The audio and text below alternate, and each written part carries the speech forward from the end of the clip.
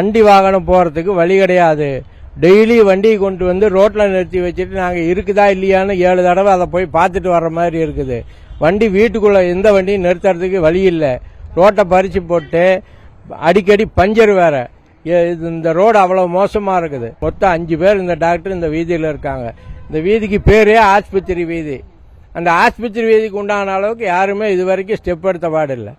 Ambulance வரப்போக பெரிய அடைஞ்சல். ரோட்டை இப்படி 3 மாசமா பிளாக் பண்ணி வச்சுட்டா ஆம்புலன்ஸ்காரன் எந்த பக்கம் வந்து எந்த பக்கம் வெளியே போவான்?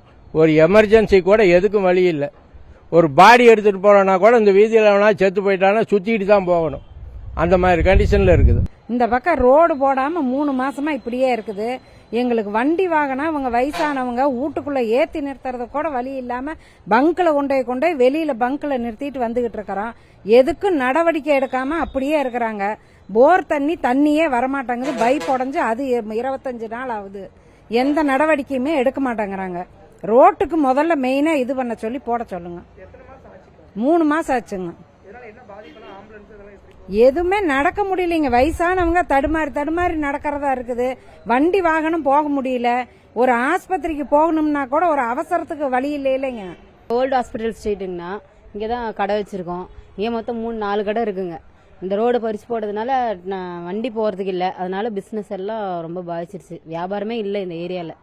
அது இல்லாத இப்ப ஹாஸ்பிட்டலுக்கு ஒரு 4 வீலர் வரணும், ஆட்டோ வரணும், எதுவுமே வர முடியறது இல்லை. எல்லாம் சுத்தி வரவும் இல்லை. நான் அங்கிருந்து இறங்கி வரவும் அவ்வளவு சிரமம். வண்டியே போறது இல்லை. இந்த பக்கம் போக முடியறது இல்லை.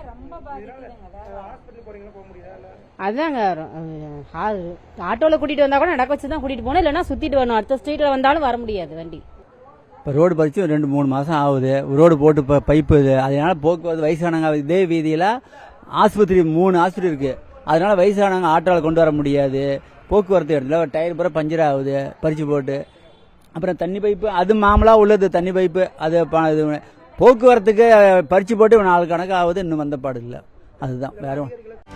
செய்திகளை உடனுக்குடனும் துல்லியமாகவும் தெரிந்து கொள்ள சப்ஸ்கிரைப் பண்ணுங்க.